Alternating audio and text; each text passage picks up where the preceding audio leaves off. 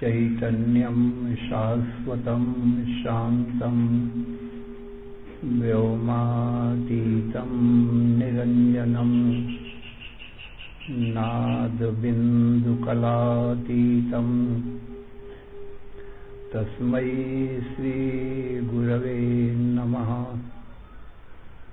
सर्वश्रुतिशिरोरत्नं विराजितपदाम्बुजं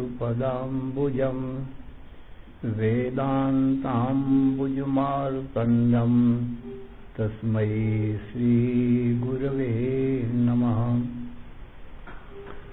अज्ञानतिमिरान्धस्य ज्ञानाञ्जनशलाकया चक्षुः उन्मीलितं येन तस्मै श्रीगुरवे नमः। अखण्डानन्दबोधाय शिष्यसन्तापहारिणे सच्चिदानन्दरूपाय रामाय गुरवे नमः।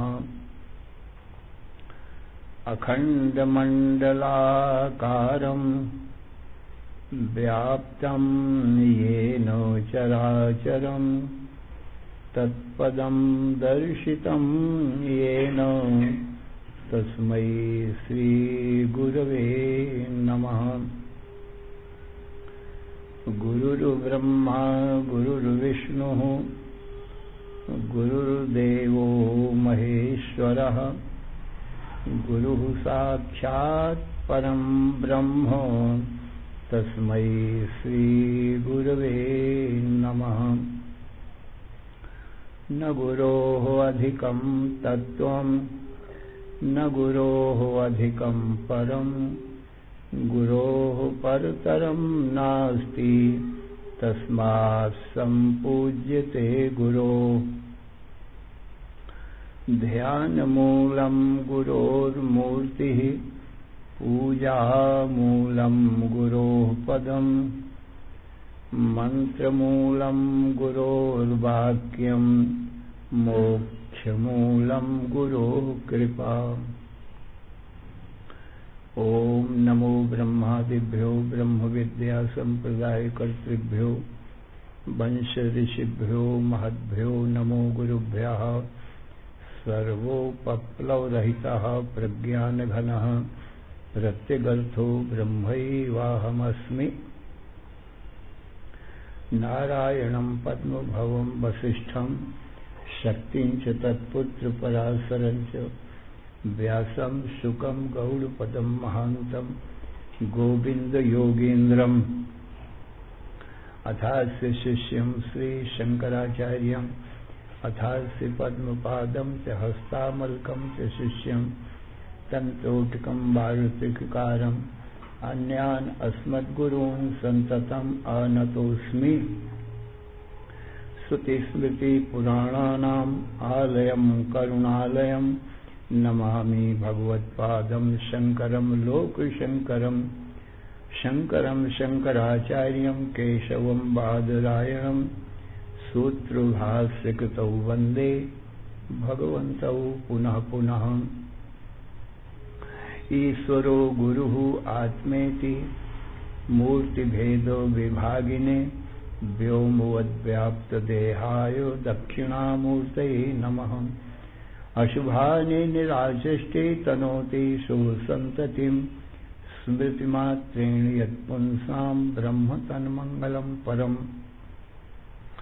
अतिकल्याणरूपत्वान् नित्यकल्याणसंश्रयात् स्मर्तॄणाम् वरदत्वाच्च ब्रह्म तन्मङ्गलम् विदुः ओङ्कारश्चाथ शब्दश्च द्वयेतौ ब्रह्मणा पुरा कण्ठम् भित्त्वा विनिर्यातौ तस्मान् माङ्गलिकौ उभौ ॐ तत्सत् परब्रह्मणे नमः। श्री राम जय राम जय जय राम। श्री राम जय राम जय जय राम। श्री राम जय राम जय जय राम। श्री राम जय राम जय जय राम। श्री राम जय राम जय जय राम। श्री राम जय राम जय जय राम। श्री राम जय राम जय जय राम। श्री राम जय राम जय जय राम। धर्म की जय हो, अधर्म का नाश हो, प्राणियों में सद्भावना हो, विश्व का कल्याण हो। हर हर महादेव। शरण अकारण करुण करुणा वरुणालय कर्तुम अकर्तुम अन्यथा कर्तुम समर्थ नित्य शुद्ध बुद्ध मुक्त स्वरूप अनंत कोटि ब्रह्मांड नायक परात्पर पूर्णतम पुरुषोत्तम परब्रह्म सच्चिदानंद घन सर्वज्ञ सर्वशक्तिमान सर्वाधार सर्वाधिष्ठान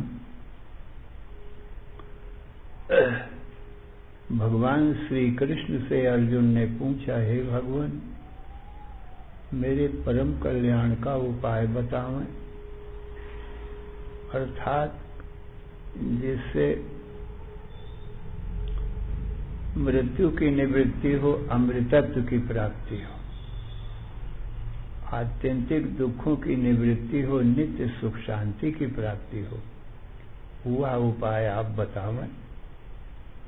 मैं आपका शिष्य हूँ, आपकी शरण में हूँ, मेरा तन मन बुद्धि प्राण आपके चरणों में अर्पण है। तो भगवान श्री कृष्ण बोले, हे अर्जुन सावधान मन से श्रवण करो।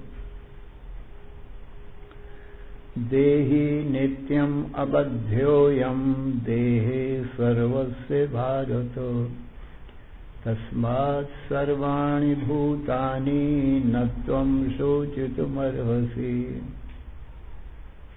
अर्जुन देहि नित्यम अबध्योयम,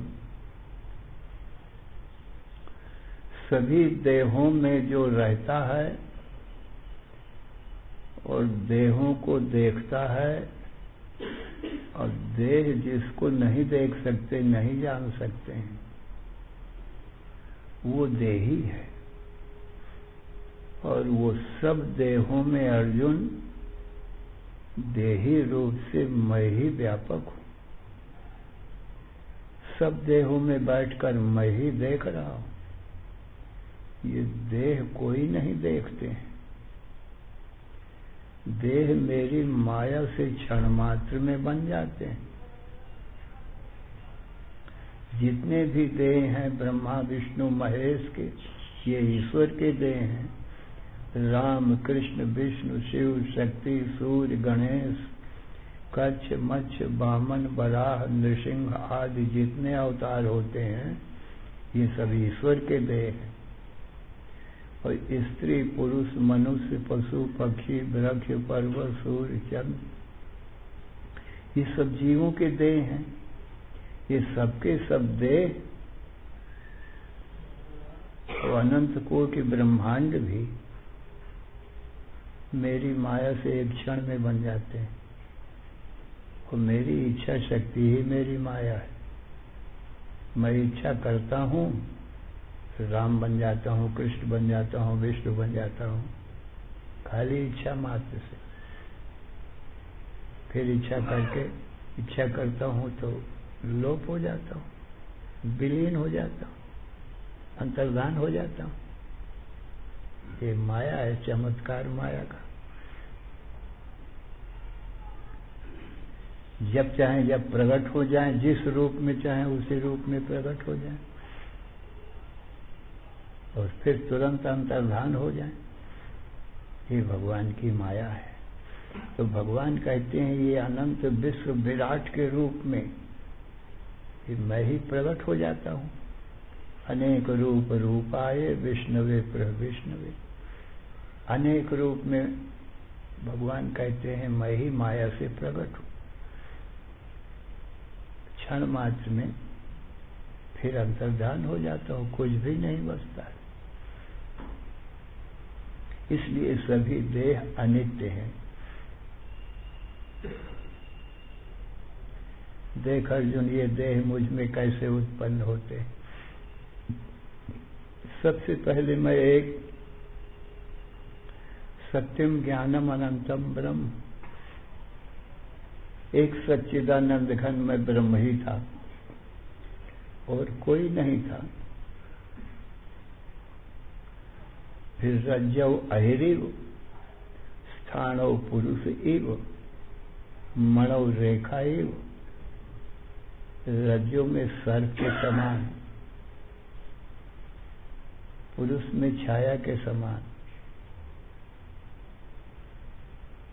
ये माया मुझ में प्रकट हो गई, जैसे पुरुष से छाया प्रकट हो जाती, जैसे रज्जु में झूठा सर्प दिखाई पड़ने लगता है, ऐसी माया प्रकट हो गई। फिर उस माया ने दो रूप बना लिया। विद्या च अविद्या च स्वयमेव भवति। दो रूप बना लिया, एक विद्या का रूप बनाया, दूसरा अविद्या का रूप बनाया। शुद्ध सत्वगुण की प्रधानता से विद्या का रूप बना लिया और मलिन सत्वगुण की प्रधानता से अविद्या का रूप बना लिया।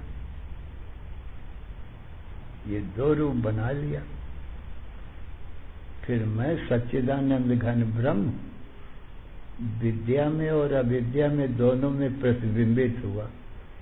जैसे दर्पण में मुख का प्रतिबिंब होता है, हम आप दर्पण देखते हैं ना, तो हमारे मुख का प्रतिबिंब दर्पण में दिखाई पड़ता है। छाया कहो चाहे प्रतिबिंब कहो, वो झूठा होता है, सच्चा तो होता नहीं है।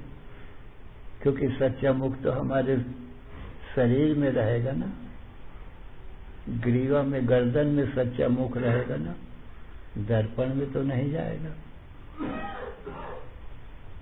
पर हमको आपको जब मुंह देखना होता है तो हम दर्पण में देखते हैं। किसी ने कहा हमारा तुम्हारा मुख बहुत सुंदर है, दूसरे के कहने से हम जानते हैं हमारा मुख बहुत सुंदर है, परंतु आज तक हमने अपने मुख को देखा ही नहीं है। और हमारी आंखें भी हमारे मुख में ही लगी हैं, तो भी हमारी आंखों से हमारा मुख तो दिखाई नहीं पड़ता है। किसी को अपनी आंखों से अपना मुख नहीं दिखाई पड़ता है। हम कैसे जाने कि हमारा मुख सुंदर है कि असुंदर है?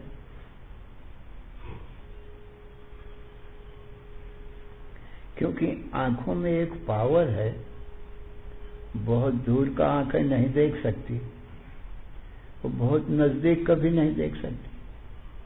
तो मुख बहुत नजदीक है, इसलिए आंखें नहीं मुख को देख पाती।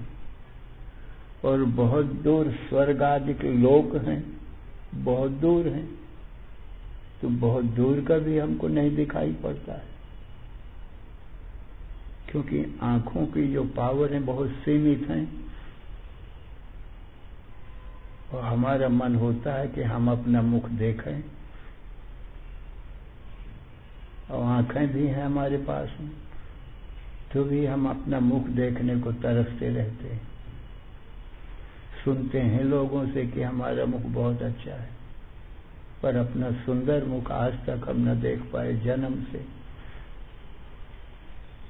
पूछते हैं भाई कोई उपाय है हमारा मुख देखने का? तो लोग बताते हैं कि हाँ है। कहा बताओ। कहा शीशा में देखो अपना मुख। दर्पण कहो, शीशा कहो, आईना कहो, एक ही बात। उसमें तुम्हारा मुख तुमको दिखाई पड़ेगा। तो लोगों के कहने से हम बाजार से खरीद करके दर्पण ले आए, शीशा ले आए। शीशा में हमने अपने मुख को देखा।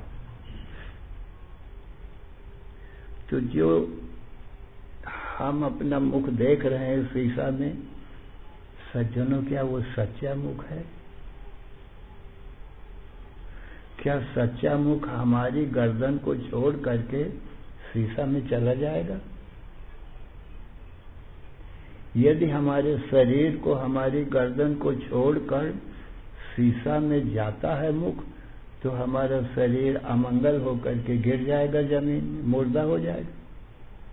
सिर चले जाने से कोई जीवित रहेगा? तो सच्चा सिर तो जा नहीं सकता है शीशा में, तो निश्चय ही झूठा मुख होगा ना वो। दूसरी बात ये भी है कि शीशा में सच्चे मुख के लिए जगह भी नहीं है, क्योंकि शीशा तो ठोस है ना। सच्चे मुख के लिए इतना बड़ा सिर सहित जगह तो चाहिए ना, पोलाई चाहिए कि नहीं चाहिए? ठोस जगह में सत्य मुख का प्रवेश कैसे होगा? किंतु नहीं हो सकता। शीशे में तो सुई की नोक जाने की भी जगह नहीं, इतना ठोस है। तो सच्चा मुख तो किसी प्रकार से शीशा में नहीं जा सकता। शीशा ठोस है, उसमें जगह नहीं है, इसलिए नहीं जा सकता। और हमारे शरीर को जो छोड़कर चला जाए तो शरीर अमंगल हो जाए, गिर पड़ेगा, मुर्दा हो जाएगा। तो हमारे शरीर को छोड़कर हमारा मुख दूसरी जगह जा ही नहीं सकता। तो किसी रीति से सच्चा मुख शीशा में सिद्ध नहीं होगा। तो वो झूठा मुख है जो शीशा में देखते। यद्यपि आंख, कान, नाक उस मुख में भी हैं, परंतु सज्जनों वो झूठी आंखें हैं, देखती नहीं है वो। कान सुनते नहीं हैं, छाया है, फोटो है, एक तरह की छाया फोटो है ना। तो छाया में हमारे तुम्हारे आंख, कान, नाक, हाथ, पांव सब बने रहते हैं, परंतु क्या वो सुनते हैं? क्या वो देखते हैं? क्या वे जीवित हैं? परंतु एक बात है, सच्चे मुख जैसा ही वो झूठा मुख है। सच्चे मुख की पहचान अवश्य कराता है कि हमारा सच्चा मुख भी ऐसा ही है जैसा ये शीशा में दिखाई पड़ रहा है। एक बाल का भी फर्क नहीं आएगा। सब आंख, कान, नाक, हाथ, पांव, पेट, पुट सब कुछ बने रहेंगे उसमें भी। और जैसे हमारा मुख है वैसे ही उसमें दिखाई पड़ेगा। अलग अलग सबके मुख दिखाई पड़ेंगे, सबके रूप अलग अलग दिखाई पड़ेंगे। तो सच्चे मुख की पहचान तो कराता है ना, क्योंकि सच्चे मुख जैसा है। कितने ही लोग वर और कन्या की फोटो ही मंगा लेते हैं और उसी से वर की और कन्या की सुंदरता को देख लेते हैं फोटो से। फोटो तो सच्ची नहीं है, पर सच्ची जैसी तो है। कन्या जैसी ही तो वो फोटो भी है कन्या की, वर जैसे ही तो वर की फोटो भी है, उसमें तो धोखा नहीं है। तो सच्चे वर कन्या की पहचान फोटो करा देती है। इस प्रकार से झूठी होते हुए भी सत्य की पहचान कराती है। अब सुनो, भगवान की जो महामाया शक्ति है वो ऐसे पुरुष में छाया जैसी प्रकट हो गई, और फिर उसने दो रूप बना लिया, विद्या और अविद्या। शुद्ध सत्वगुण की प्रधानता से विद्या बन गई और मलिन सत्वगुण की प्रधानता से अविद्या बन गई। फिर विद्या में भी वही सच्चिदानंद घन भगवान प्रकट हुए।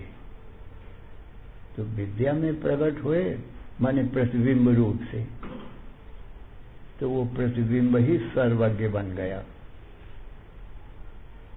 भगवान तो सामान्य ज्ञान रूप थे, और उनका जो प्रतिबिंब प्रकट हुआ उसमें विशेष ज्ञान हुआ, वो सर्वज्ञ हुआ।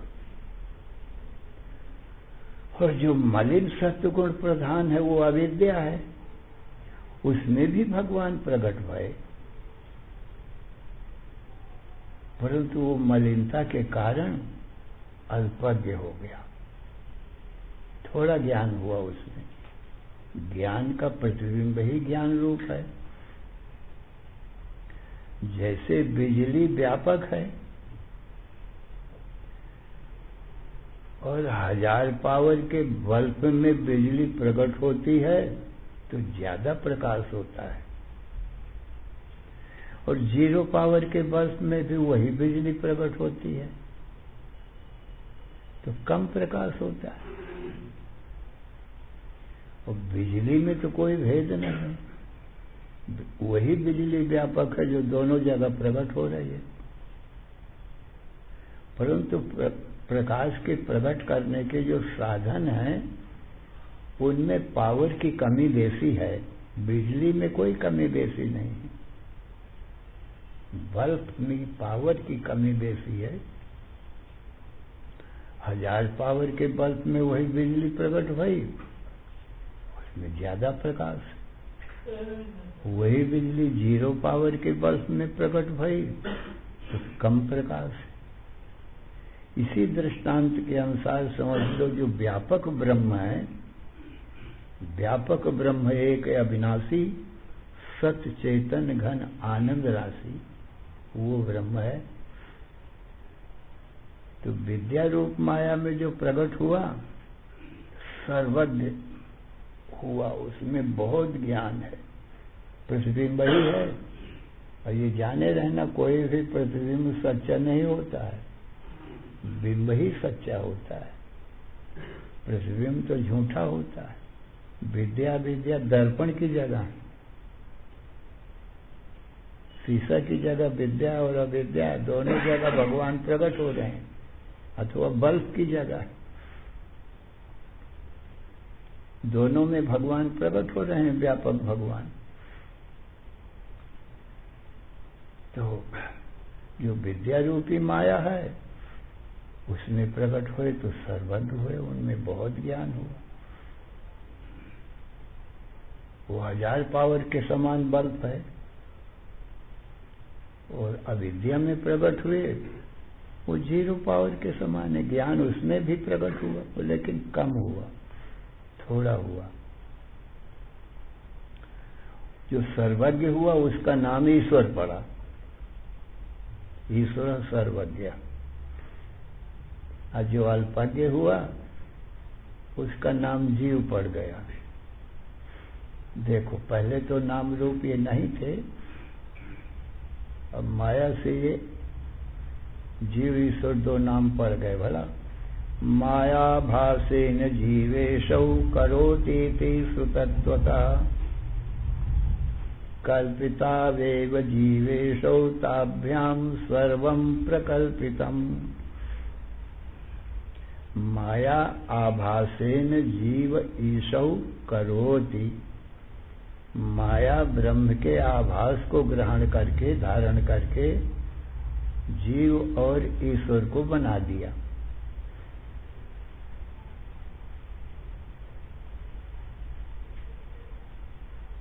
तो कल्पिता वेव जीवेश, उधर माया भी कल्पित है, पुरुष में छाया के समान भाई है, और उसमें ये प्रतिबिंब पड़ा, ये भी झूठे कल्पित हैं। देखो माया का खेल, माया का अर्थ ही होता है झूठा। कहीं भी माया का अर्थ किसी भी वेद शास्त्र में सत्य नहीं लिखा है। ब्रह्म सत्य है और माया कल्पित। और हम अपने अनुभव से भी देख लो, हमारा शरीर तो सत्य है और छाया झूठी है। छाया तो झूठी ही होती है। तो पुरुष ब्रह्म है और छाया माया है, इसलिए पुरुष ब्रह्म सत्य है और माया झूठी है। और माया जड़ है, पुरुष चेतन है। हम आप चेतन हैं, देखते हैं, और छाया हमको दिखाई पड़ती है। वो जड़ है, उसको ज्ञान नहीं। तो ब्रह्म सत्य है, छाया मिथ्या है, माया मिथ्या है। तो देखो, माया आभासेन जीव ईशौ करोति, ऐसा सुतत्व का श्रुति में, वेद में ऐसा सुना गया। कल्पिता वेव जीवेशौ, इसलिए जीव ईशौ कल्पित एव, कल्पित ही है, सत्य नहीं है। ब्रह्म तो सत्य है, वो जीव ईश्वर जो है वो दोनों ही कल्पित है। माया छाया रूप और जीव ईश्वर प्रतिबिंब रूप। कल्पिता वेव जीवेशौ ताभ्याम सर्वं प्रकल्पितम। फिर ताभ्याम माने उन दोनों ने, जीव ईश्वर ने, सर्वम प्रकल्पितम, इन दोनों ने फिर और संपूर्ण संसार की कल्पना कर दिया। कितनी कल्पना ईश्वर ने किया और कितनी जीव ने किया, अब उसको बताते हैं। कल्पना ही कल्पना है, ये सब माया ही माया है, स्वप्न ही स्वप्न है। झूठी चीज का नाम स्वप्न होता है, झूठे दृश्य का नाम माया होता है। ताभ्याम सर्वं प्रकल्पितम् ईक्षणादि प्रवेशांता सृष्टि ईशेन कल्पितः। ईक्षणादि प्रवेशांता, ईश्वर ने ईक्षण किया, माने इच्छा किया, और इच्छा करते ही संसार बन गया। इच्छा करते ही, इच्छा मात्र से संसार बनता है। सारा अनंत कोटि ब्रह्मांड रूप सब संसार बन के तैयार हो गया। फिर ईश्वर ने देखा सर्वज्ञ है ना, ब्रह्म का प्रतिबिंब है, उसको भी ज्ञान है कुछ। देखा तो ये सब स्त्री पुरुष मनुष्य पशु पक्षी सब देवता दैत्य सब बन गए हैं, परंतु मुर्दा पड़े हैं।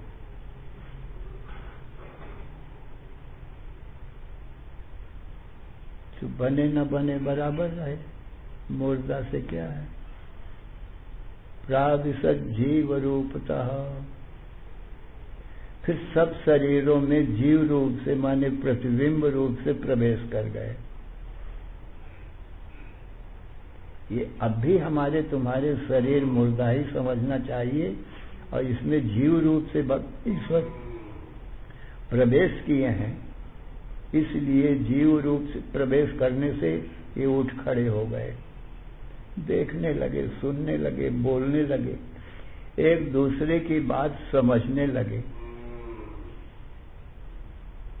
अभी भी देख लो, जीव है तब तक ये देखना सुनना बोलना है।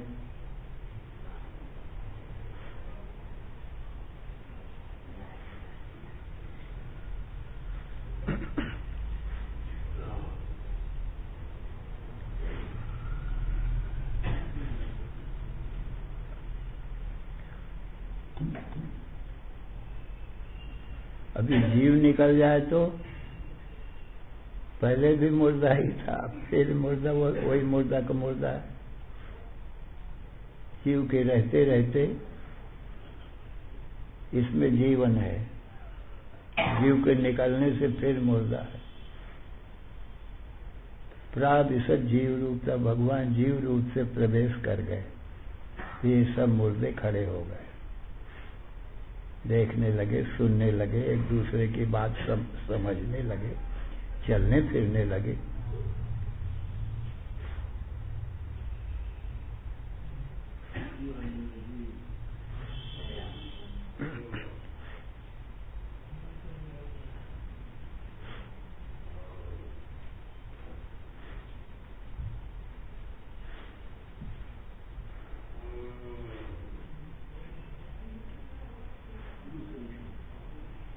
तो सज्जनों, इतनी सृष्टि ईश्वर ने किया है।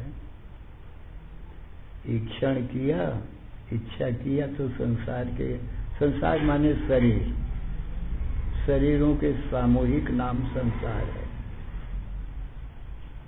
एक का नाम शरीर है और सब शरीरों का सामूहिक नाम क्या है?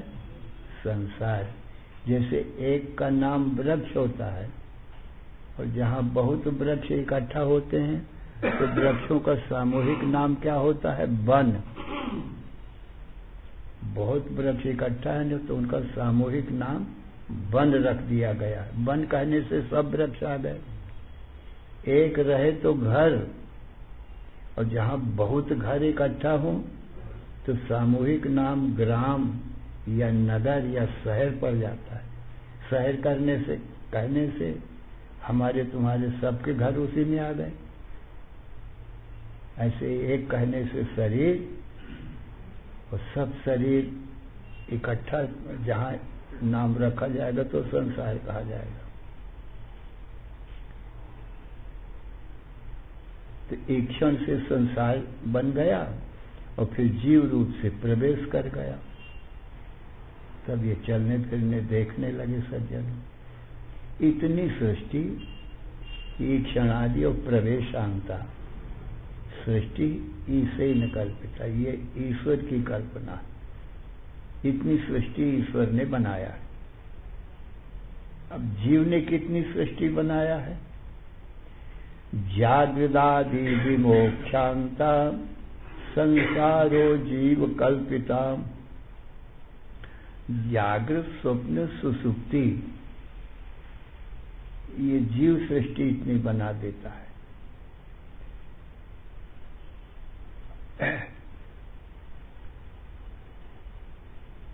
ये जागृत का संसार और स्वप्ने का संसार और सुसुप्ति माने गाढ़ निद्रा और बंध और मोक्ष का भी अनुभव करना। अपने को शरीर मान लेना ये बंध है, अपने को देही आत्मा जीव मानना जो मोक्ष है।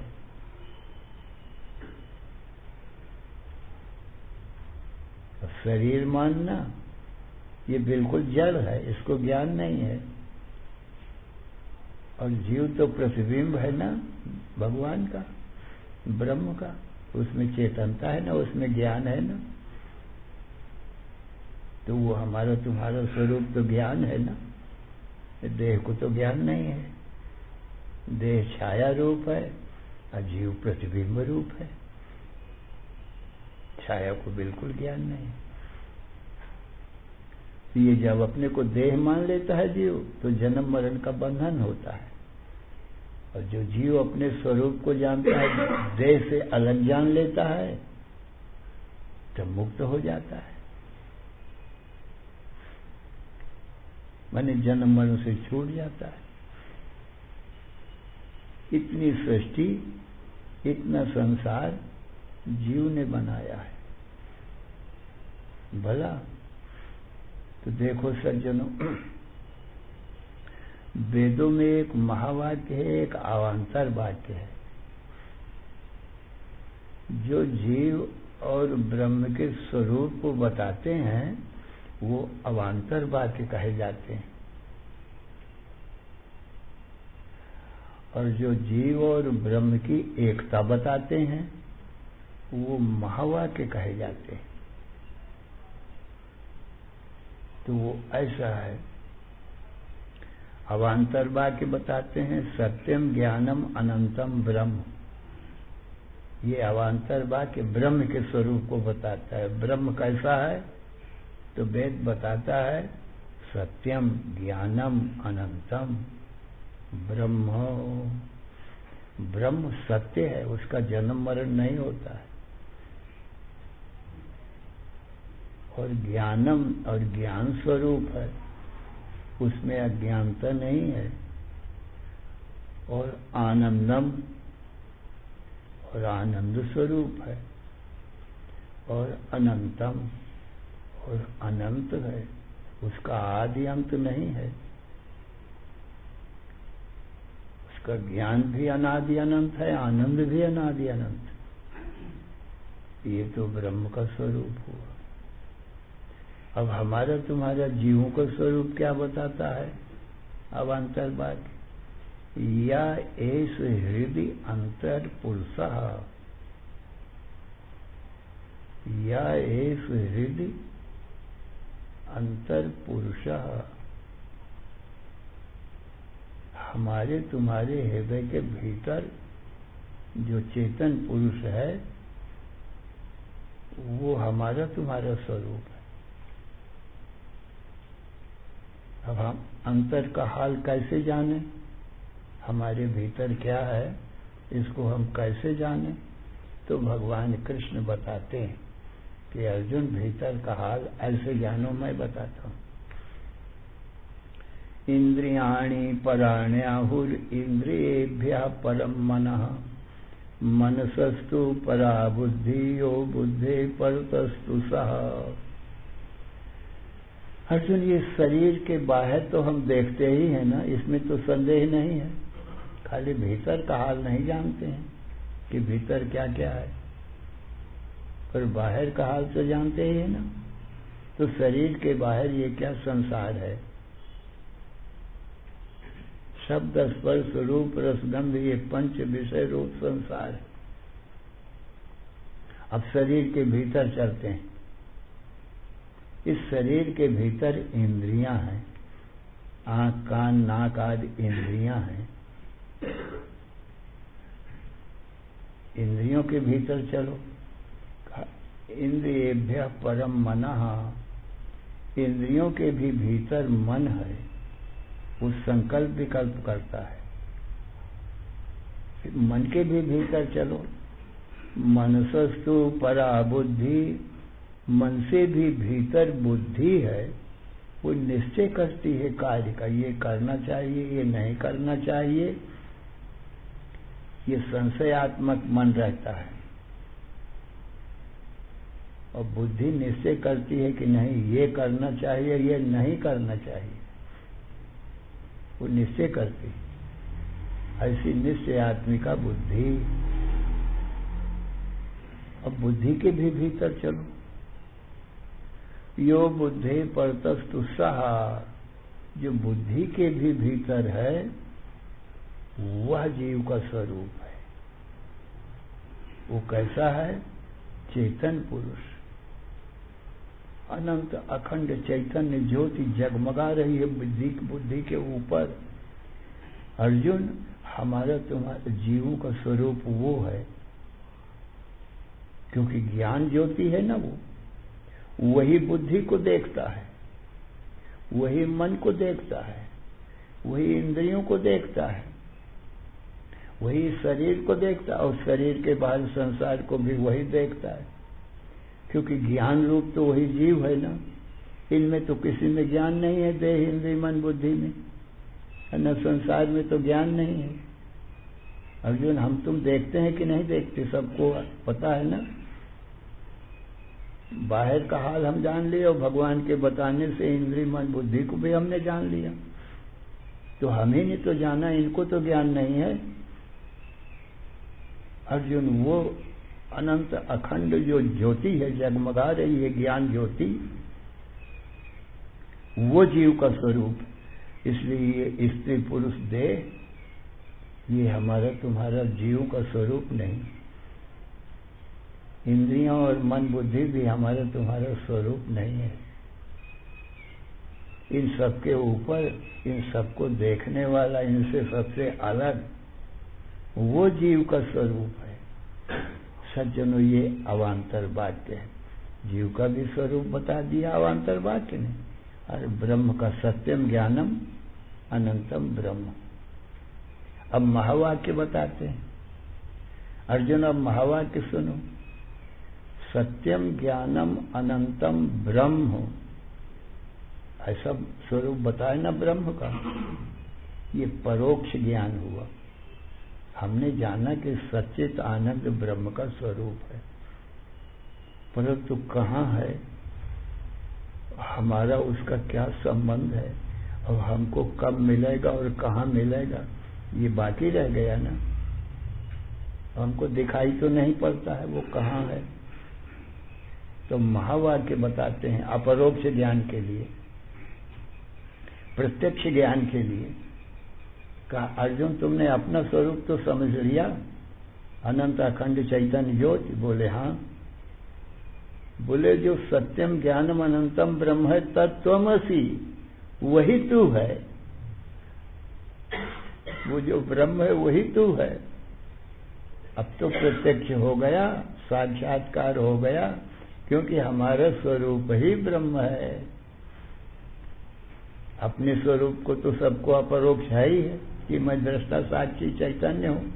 देह इंद्रिय मन बुद्धि सबको मैं देखता हूँ। बाहर भीतर शरीर के बाहर शरीर के भीतर सबका हाल मैं ही जानता हूँ। भगवान कहते हैं वही ब्रह्म है जो सब में बैठ के देख रहा है। तो ब्रह्म ही तू है और तू ही ब्रह्म है। अयम आत्मा ब्रह्म हो, ये आत्मा ब्रह्म है, और सो ब्रह्म अयम आत्मा। वो ब्रह्म हमारी तुम्हारी सबकी आत्मा है, माने स्वरूप है। इस प्रकार से भगवान ने अर्जुन को आत्मा और ब्रह्म का एकत्व बता दिया। सज्जनों, श्री राम जय राम जय जय राम, श्री राम जय राम जय जय राम, श्री राम जय राम जय जय राम, श्री राम जय राम जय जय राम, श्री राम जय राम जय जय राम, श्री राम जय राम जय जय राम, श्री राम जय राम जय जय राम, श्री राम जय राम जय जय राम, श्री राम जय राम जय जय राम, श्री राम जय राम जय जय राम। तो सज्जनों, भगवान के बताने से हमारे तुम्हारे अपने अनुभव से भी यही सिद्ध हुआ कि इन सब के देखने वाले दृष्टा साक्षी हम ही ब्रह्म हैं। तो अपने को देह इंद्रिय मन बुद्धि कभी नहीं मानना चाहिए, किंतु अपने को इन सबको देखने वाला ब्रह्म जानना चाहिए, आत्मा जानना चाहिए। धर्म की जय हो, अधर्म का नाश हो, प्राणियों में सद्भावना हो, विश्व का कल्याण हो। हर हर महादेव। बोलिए सद्गुरुदेव भगवान की जय।